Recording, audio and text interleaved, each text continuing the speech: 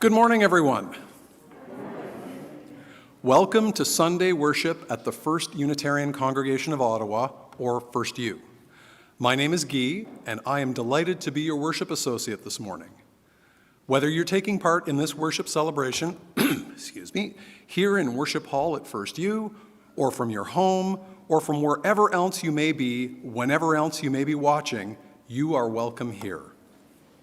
We acknowledge that our FirstU campus is located on traditional, unsurrendered, and unceded Algonquin Anishinaabe territory, and that the work of reconciliation is a responsibility of our congregation and of all Canadians. Our goal is to educate ourselves and all who have ears to hear, to be of service to those who are at risk, and to advocate for justice. Please take care and take advantage of online opportunities at FirstU to stay in touch during this protracted pandemic. If you are new to FirstU and would like to learn more about us, please contact us through our email at welcome@firstunitarianottawa, all one word, .ca. Following our service, please join us as well for our virtual hospitality hour on Zoom. And now, here is Lisa from our board with announcements for today. Lisa?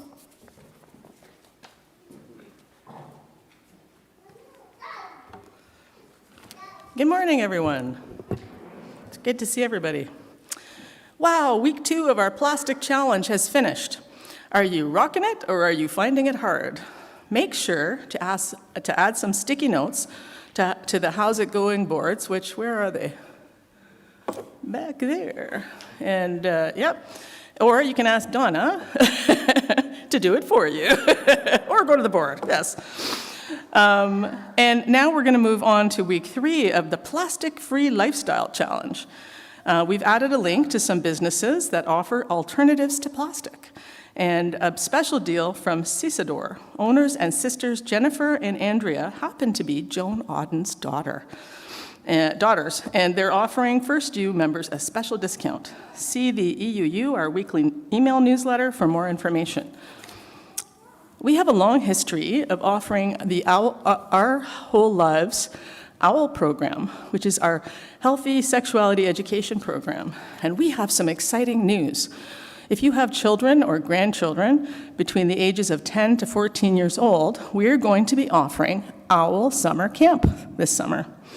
And it's going to be from July 4th to 8th, the first full week of July, 9 to 4 p.m. every day. There's going to be 2 different age groups, 10 and 11-year-olds, and then there's going to be 12 to 14-year-olds. The program's also going to include other activities such as crafts and cooking and active outdoor games such as badminton. If you would like more information, you can email owl@firstunitarianottawa.ca, and we'll send you registration information.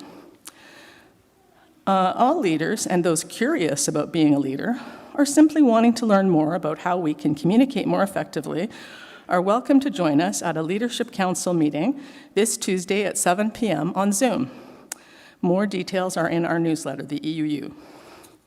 As well, the annual general meeting is coming up on May the 1st. It's going to be on Zoom, and the deadline for member-submitted resolutions is Friday, April the 8th. Please email me, the president at firstunitarianottawa.ca if you have a resolution for the AGM this year. And then finally, as many of you know already, in 2018, our congregation voted to build affordable housing on our campus. Since then, we have been on a journey to figure out how to do this and who might be our community partner to achieve this goal. After having completed our feasibility study in the past year, our consultants, Cadco and Thea, have provided us with a proposal to move into the next phase of our project, which includes 2 pieces. One piece is to identify potential partners for the affordable housing, and you can see this proposal on our website on the members-only page. In fact, we recently received an indication of interest from the Ontario Aboriginal Housing Services, whose vision is to lead the design, development, and delivery of a sustainable and culturally appropriate continuum of housing that promotes excellence in the community and organizational infrastructures. The board will be meeting with them in the next few weeks to begin a 6-month exploration of whether we might be able to work together.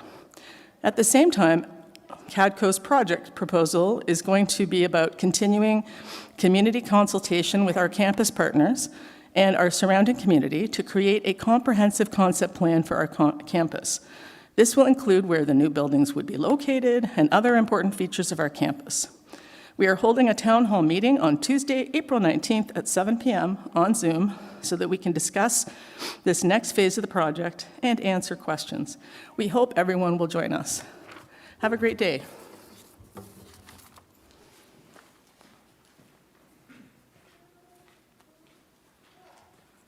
During the continuing pandemic, we encourage you to sign up to receive the EUU, our weekly email newsletter, to check our Facebook and Instagram pages and our webpage for notices and updates.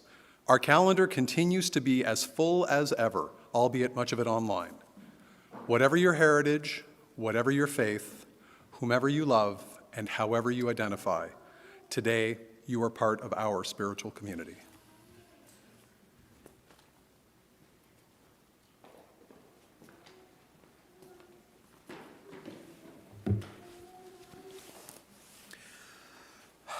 Bonjour, mes amis. April. We made it to April. Let's keep going.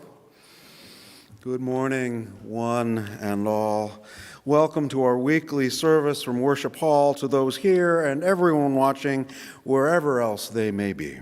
I'm the Reverend Eric Meter, this community's lead pastor, and with the help of mine in just a minute with a special guest, we will light our chalice this morning to these words by Alice Blair Wesley. Or not. We pledge to walk together in the ways of truth and affection as best we know them now or may learn them in days to come, that we and our children may be fulfilled, and that we may speak to the world in words and actions of peace and goodwill.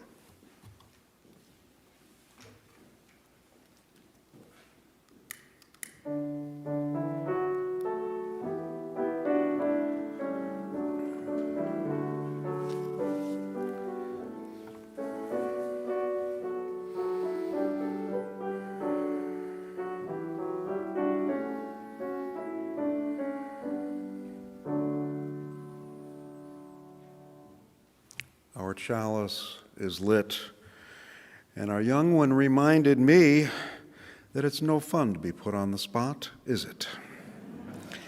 And now our opening hymn, Bring Many Names. For those of you here in Worship Hall, please feel free to hum along. For those elsewhere, if you have a hymnal with you, the song is number 23 in our gray hymnal, and here is our chalice choir to sing to us all. Oh, well, there's that. My mistake.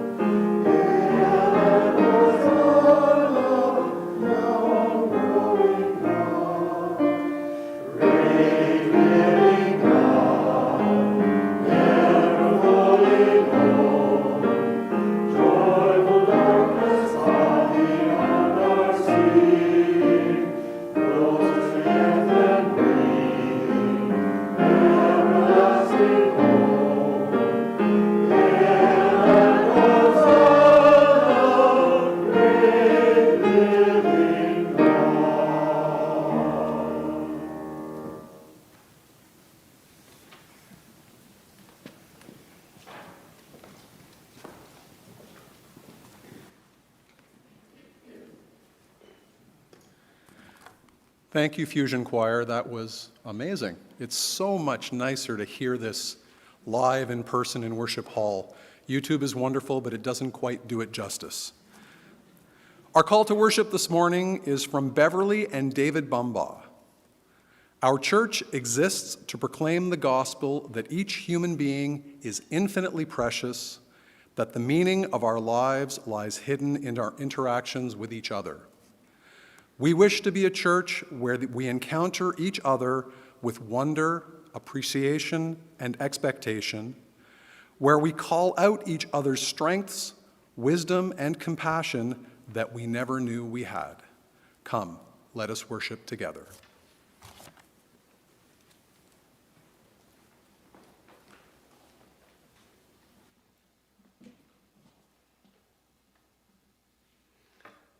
I'm Reverend Ellen Bell. I'm the spiritual care visitor for this congregation. At this time in the service, we recognize personal joys and sorrows that have been submitted for consideration. We recognize these joys and sorrows by placing stones in water and allowing the ripples to carry the messages out to the universe where they may be congratulated or commiserated with. A stone for Sharmila, who is recovering at home from eye surgery.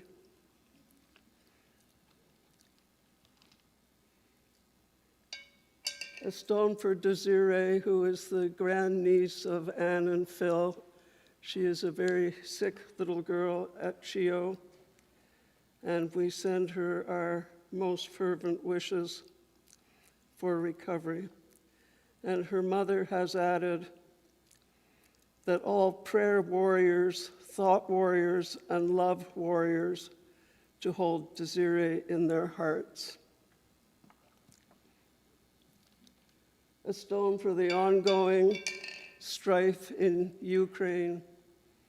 May wiser minds and hearts prevail. A stone for all the refugees created by that conflict and refugees elsewhere in the world, many millions of them, people who have been uprooted. And one last stone for all the joys and sorrows kept in people's hearts. We will now have a moment of silence.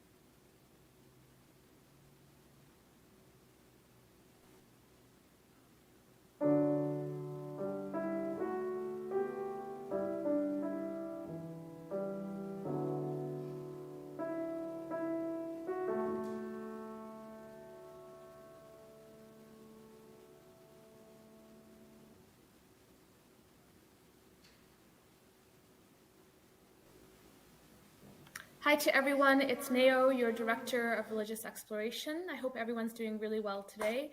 Today I'm sharing with you a short piece from Tapestry of Faith. It's titled Ancestral Tree, and it's by Greta Anderson. I hope you enjoy it.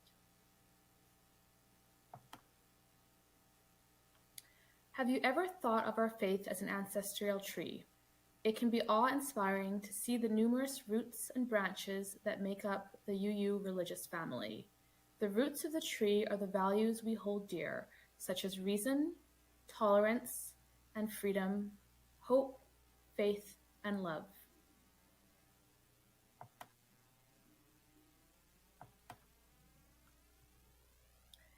These roots have brought forth many ancestors, carrying these values out into the world. Though they have passed before us, they are still somehow with the family, kept alive in memories and stories, or the values they passed on to us. This is the trunk from which the tree gets its strength. It is what unites us, perhaps in name, but also those very stories, memories, and values that endure.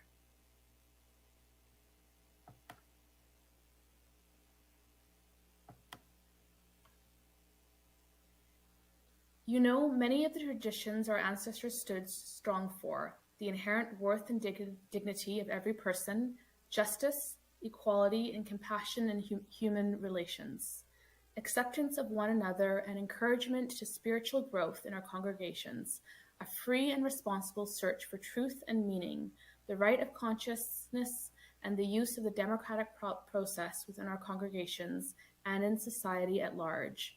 The goal of the world community with peace, liberty, and justice for all, and respect for the interdependent web of all existence of which we are a part of.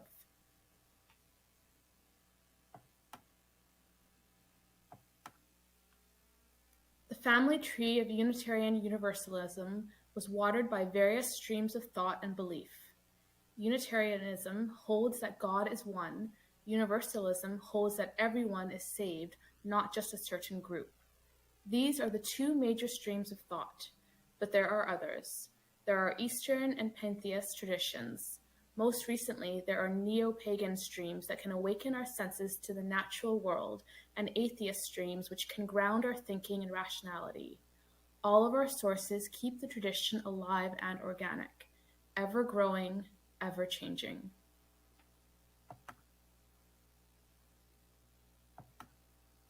The UU community comprises the branches of the family tree, growing and changing to find the light, the multifaceted truth that we all seek.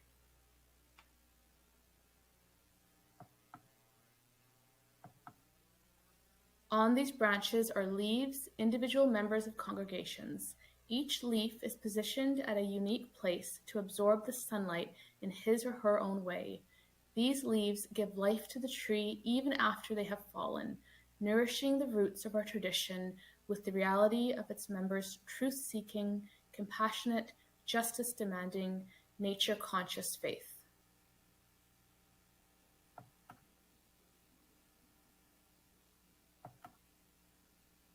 The fruits of this tree are writing and the music, the poetry, the conversations, and the rituals that have developed as expressions of the tradition. The songs that we sing every Sunday, the lighting of a chalice, and the beautiful words we hear. The silence of our meditation, these are all fruits.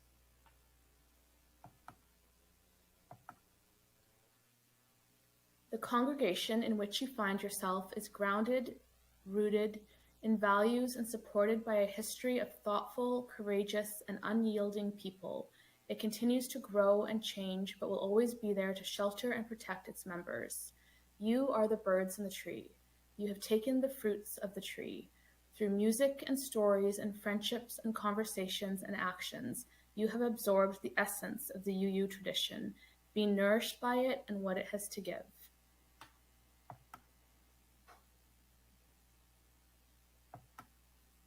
Wishing everyone a very happy Sunday, and that little piece can be found online on Tapestry of Faith. Have a great Sunday.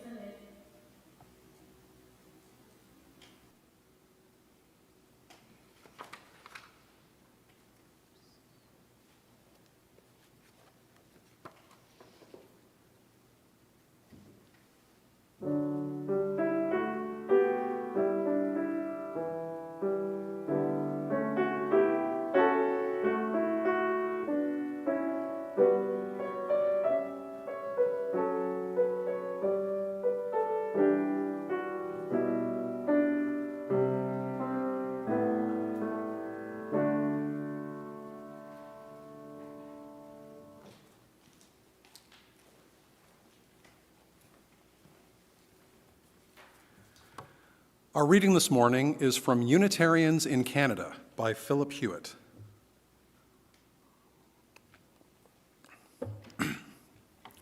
Why is it so difficult to define Unitarianism in a few words is that its distinguishing characteristics are not to be found in the realm of beliefs and doctrines.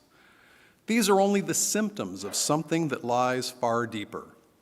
Unitarianism represents a wholly different approach to the question of authority in religion, by which an individual's beliefs and lifestyle are to be justified. Within traditional Christianity, this authority is found in the Bible, or in the Church, or in the recorded sayings of the Founding Fathers. Unitarians find it in the reason and conscience of the individual. The Reformation principle of the right of private judgment in matters of religion is thus pressed to its ultimate limit. And this is far more significant than any differences that may exist on specific points of belief and practice. Nothing is a last sacred but the integrity of your own mind, wrote Ralph Waldo Emerson, himself at one time a Unitarian minister. Such a demand for personal integrity carries with it far-reaching consequences. The person who takes it seriously will not accept religion at second hand. It has to be forged anew in the fires of one's own thoughts and experience. Help from others in this formidable undertaking may be gladly accepted, but one reserves the final responsibility to oneself.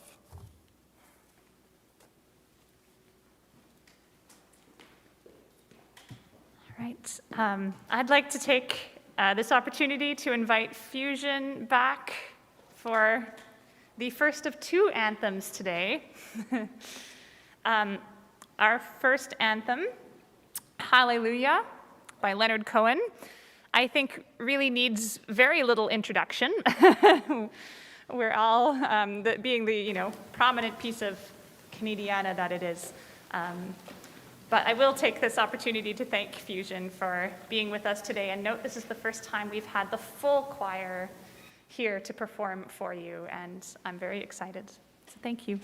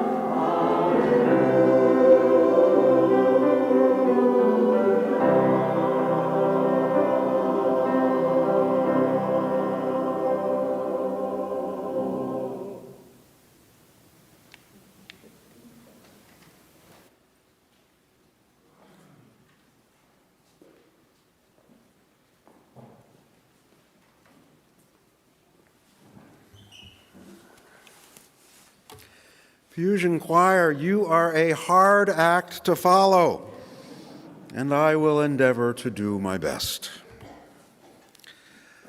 Last Friday, April 1st, Norm Reynolds posted to the Canadian Unitarian Council, CUC for short, Leaders Board, an email with the subject line, "Yikes," and the internet lit up.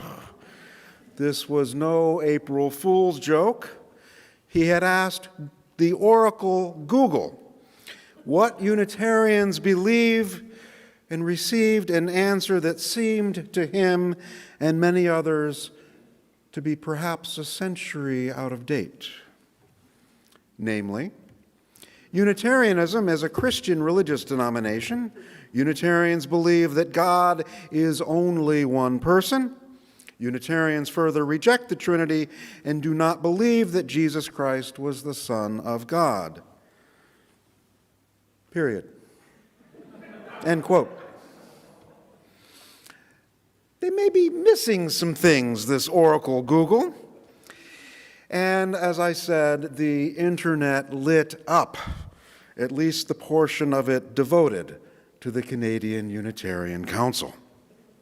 Over the course of the day, there were calls for a media audit of all things Unitarian on the internet, helpful distinctions made about the difference between Unitarian Universalism here in North America and elsewhere around the world, requests for volunteers to update Wikipedia entries, and a promise from the CUC executive director from her time away on holiday to consult Canada's Unitarian clergy on how to respond. It was an exhausting day, even for those who simply observed the conversation, like myself. Now, I had intended to talk to you this morning about the living tradition of our faith. The reading that Guy shared and the story, the explanation that Neo offered earlier attest to that, and I will continue in that vein, but this April Fool's Day conversation deserves to be mined just a bit further. The Unitarianism practiced in England and in your Eastern Europe, two different strands, I need to admit, is much more in line with Google's definition than we may realize. Briefly, underline briefly, Unitarianism rose first with any degree of organization in what is now Poland. And then those ideas migrated to Hungary and the Czech Republic. Over time, the movement faded in Poland, though it remains in both Hungary and the ethnic Hungarians living now since the end of the First World War in the region of Romania known as Transylvania. If anyone wants to get a vampire joke out of their system, now is the time for it. I'll wait. In all seriousness, a historic figure on which the vampire legend was built upon, Vlad the Impaler, was an extraordinarily cruel human being. And truth be told, the traditional Hungarian Unitarian preacher's cloak was the inspiration for Bram Stoker's vampire cape, though without the blood-red interior lining. Now, I've been privileged to get to know several of my Transylvanian colleagues. I remember Kinga Reka, first name, her response to an American evangelist when she was studying at my former seminary in California. And Kinga Reka said, "What is this Jesus he's talking about? This is not the Jesus I know from the scriptures. This prosperity gospel is hogwash. Don't you people know that?" To them, Jesus is a teacher, a model of how to live in this world. In my tours of Transylvania, I've been lucky enough to have 3, I've seen depictions of Copernican physics in their worship halls. These are not science deniers. The primary symbol of their faith is an image of a snake and a dove, taking inspiration from the book of Matthew, specifically book 10, chapter 16. Behold, I send you forth as sheep in the midst of wolves. Be ye therefore wise as serpents and as harmless, as seemingly harmless as doves. After the First World War, the region of Transylvania, which had been Hungary's breadbasket, was ceded over to Romania. Now, Romanians and ethnic Hungarians have quite different cultures. And after the Second World War, Romania was heavily influenced by Soviet Russia. Neighbors spied on neighbors. Family members spied on fellow family members. In such an environment, distrust helps you survive. Romania's Hungarian-speaking Unitarians were often a target. They had cultural roots and present-day ties to a former enemy, after all. Acting like mild-mannered sheep among the wolves kept our cousins in faith alive. And when I first traveled to Transylvania, almost 25 years ago now, signs of decades of such distrust were still abundantly present. A little less so on each subsequent visit, thankfully. All of this has been on my mind more amid Putin's war in Ukraine. But what of us here today? We are not, by and large, a threatened religious minority. We are a religious minority that has wielded influence well beyond what might be expected by a group our size. Our Unitarian roots in Eastern Europe came to us via England. And England was also the source of the universalism, some of which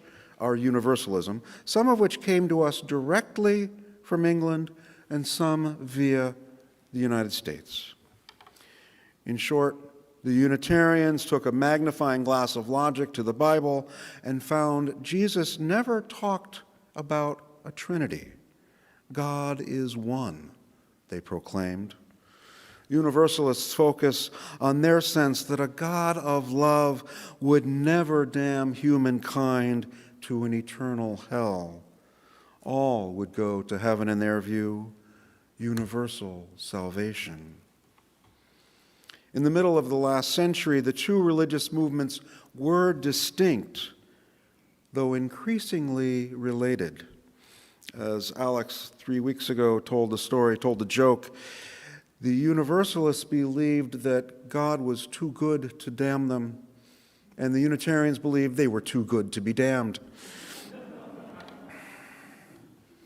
And you know, the cultural stains of that, yeah, both, remain true to this day.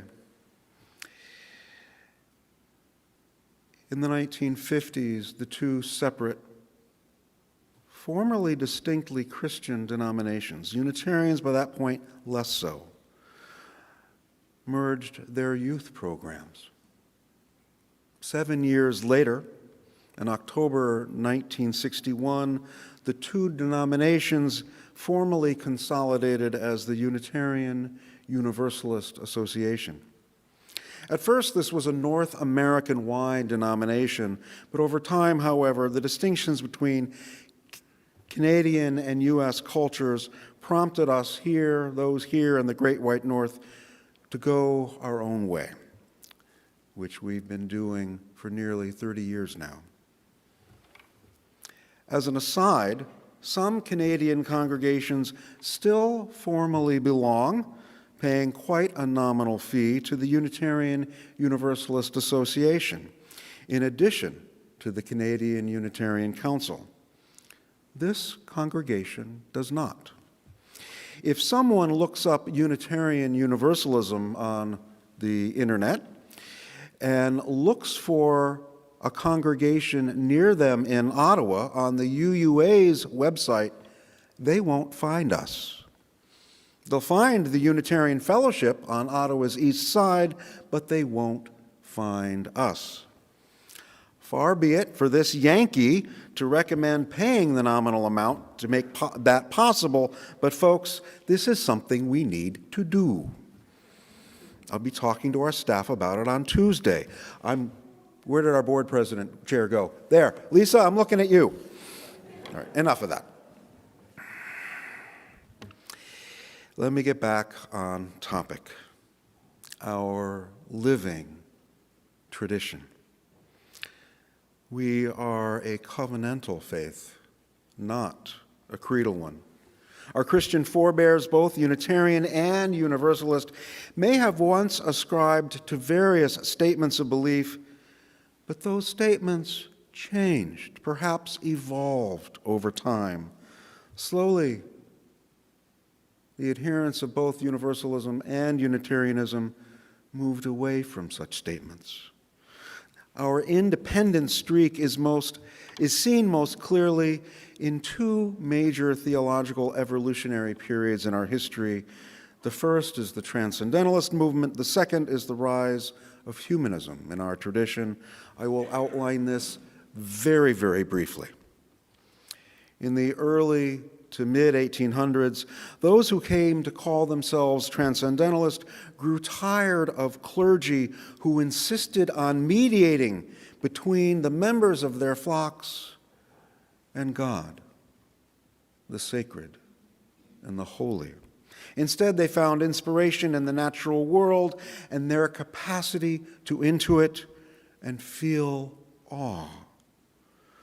And if that feels a bit like navel-gazing to you, consider that Henry David Thoreau wrote both Walden, in which he said, "I went to the woods because I wished to live deliberately, to front only the essential facts of life, and see if I could not learn what it had to teach, and not, when I came to die, discovered that I had not lived."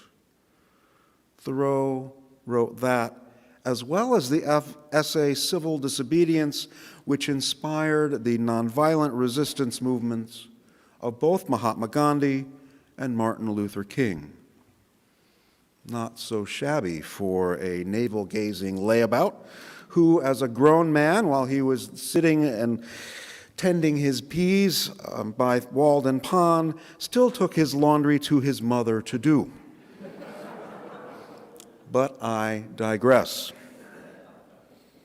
Picking up where the early Universalists left off, those who claimed to lead good lives did not require the threat of hell, humanists stated that living good lives doesn't require a supernatural Godhead either, asking instead, if good is its own reward, what more is necessary?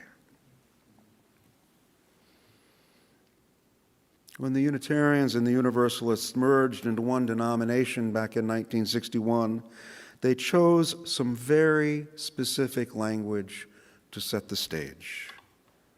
I'm quoting now. "We, the member congregations of the Unitarian Universalist Association, covenant to affirm and promote," and then we have our 7, now 8 principles.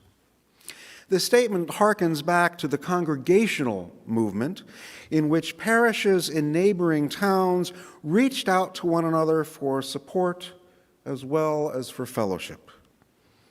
In her work on the roots of our covenantal nature, Alice Blair Wesley, some of whose words you heard earlier this morning, featured the efforts of those of one town, Dedham, Massachusetts, back in the early 1600s. In most settler villages of the time, folks came from roughly the same area. Those from one town would board a ship and end up just like that in another town. They knew the people, by and large, they were settling with, or at least they had similar ways because they were from neighboring villages. Not so in Dedham. The folks there found themselves settling with strangers.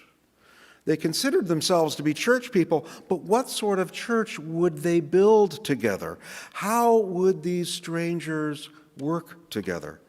So each week they set aside time from their farming to come together, to get to know one another, and to begin to work out in language close to what they used then, what their shared loyalties were.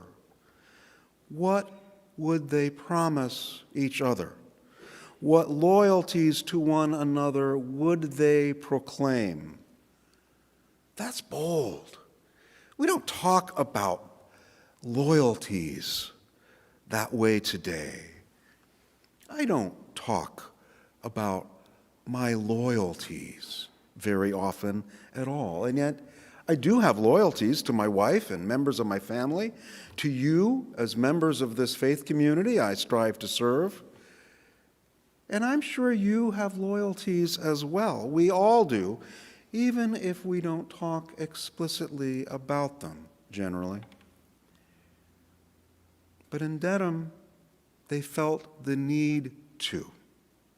They needed to go deep in understanding what they, each of them, each family, each individual, ultimately aspired to.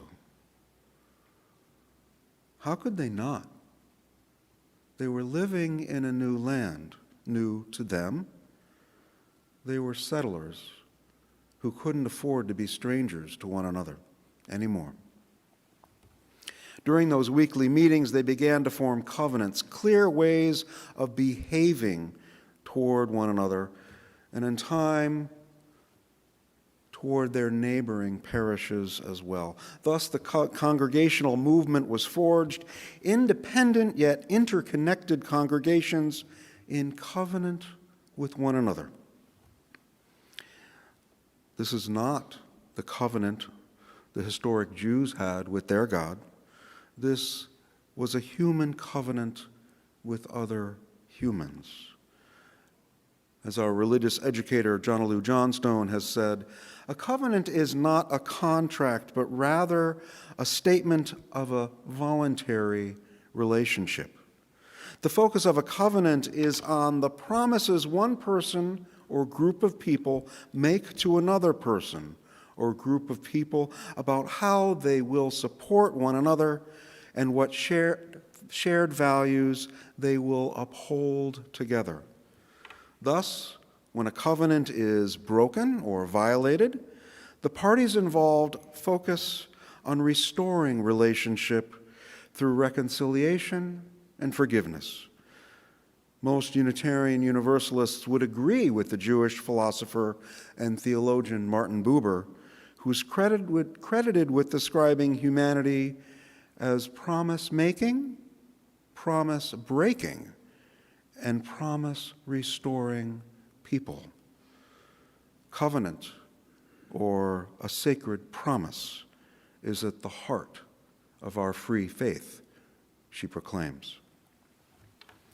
In everything I've just outlined, there is a movement, a direction, an unfolding toward new ways of understanding and forming systems to help us expand our understanding of how we can live and foster the most meaningful lives possible for ourselves and others.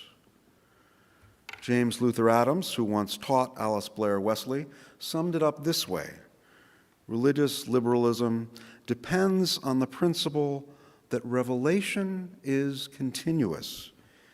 Meaning has not finally been captured. Nothing is complete.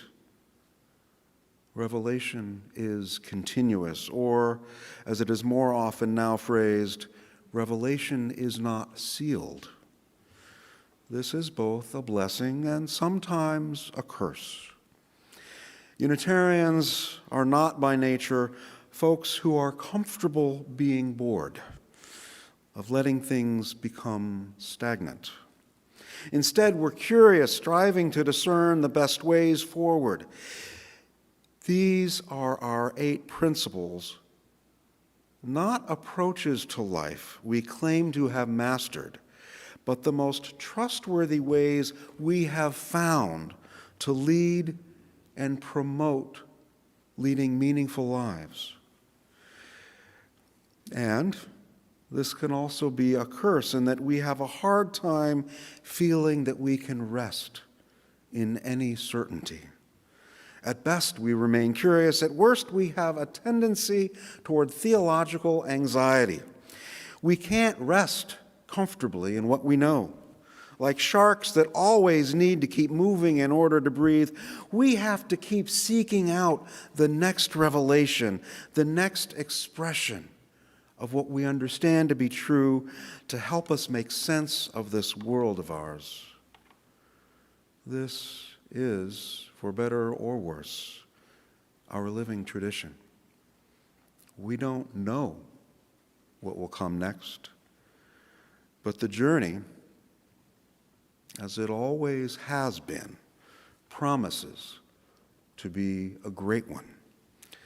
Let's roll up our sleeves, lace up our boots, ready our scooters, borrow binoculars if we need to, and see what we can discover together on the road ahead. May it be so. Amen. And now Fusion will explain to us the reason for these flags. Our second anthem today is Prayer for Ukraine by Mykola Lysenko.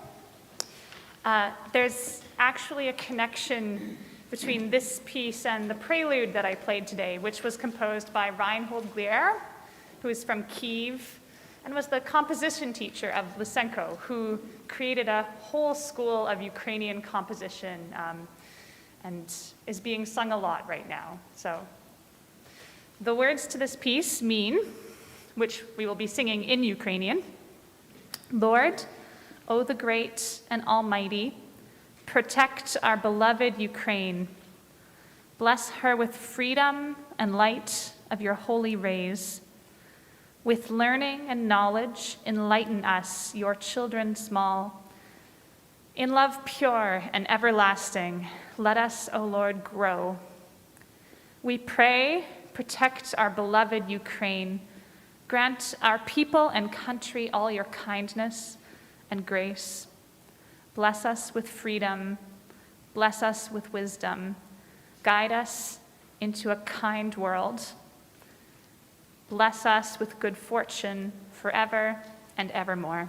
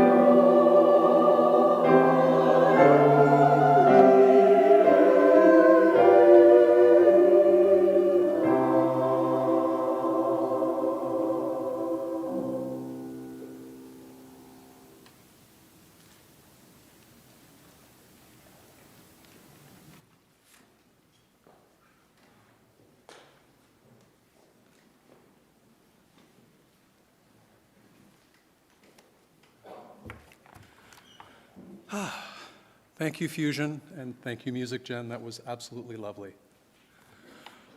Earlier in the service, I mentioned hospitality hour starting at 11:30 on Zoom. What I neglected to mention is that for those who are joining us today in Worship Hall, if you would like to participate in hospitality hour from this building, you can join Brent and Nicole in the lounge. We have a special new device that will allow multiple people to gather together safely with your masks and participate that way. This congregation has a long history of care, vitality, and bringing people together to move the arc of justice forward. We've been able to live into our hopes and dreams because of the generosity of those within and beyond this community. Whether you are here in Worship Hall or anywhere else at all, you are part of this community. To make a gift in support of the work of this congregation, you don't need to use the baskets that will soon be making their way among our pews. Wherever you are, you're invited to go to our website or contact our finance manager to find out how to make a donation or keep up with your pledge. They even now accept Interac e-transfers. Our gifts are freely given and gratefully received. We dedicate these gifts to the work of this community of faith, serving human wholeness, caring for the planet, upholding religious freedom, welcoming the stranger, and loving one another. And now, our closing hymn, "This is the Truth That Passes Understanding." Again, for those here in Worship Hall, please feel free to hum along. For those elsewhere, if you have a hymnal with you, the song is number 369 in the gray hymnal.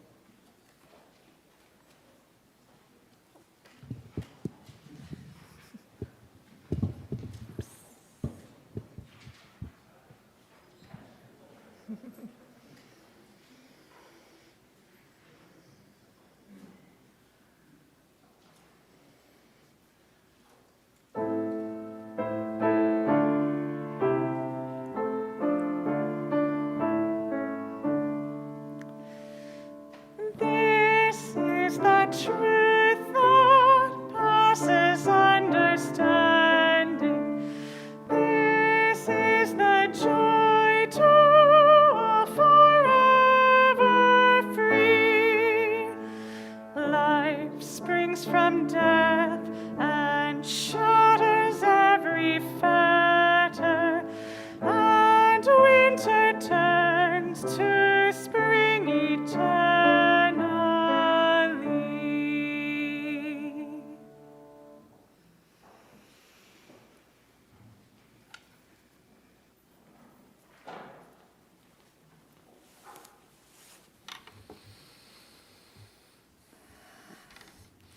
As Guy said just a moment ago,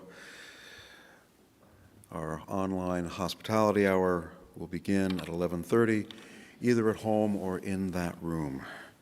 As we extinguish our chalice this morning, let these words by Margaret Wheatley be our guide. In this new world, you and I make it up as we go along, not because we lack expertise or planning skills, but because this is the nature of reality. Reality changes shape and meaning because of our activity, and it is constantly new.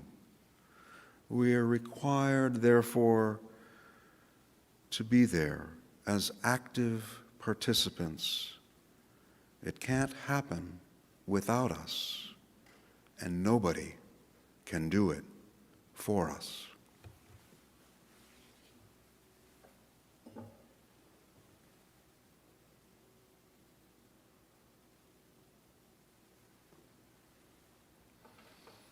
This morning's chalice is extinguished, but our connections and our faith remain.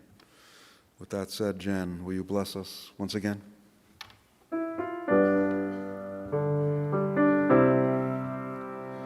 Spirit of life, come unto me. Sing in my heart all the stirrings of compassion. Blow in the wind, rise in the sea.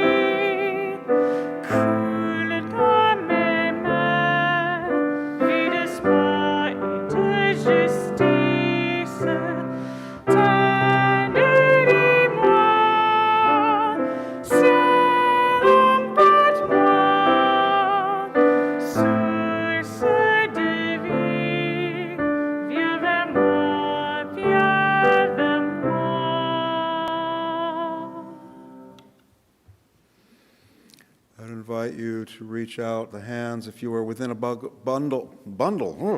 Where did that come from? If you have people in your bubble, you can take their hand, but extend your hands to people beyond your bubble as well.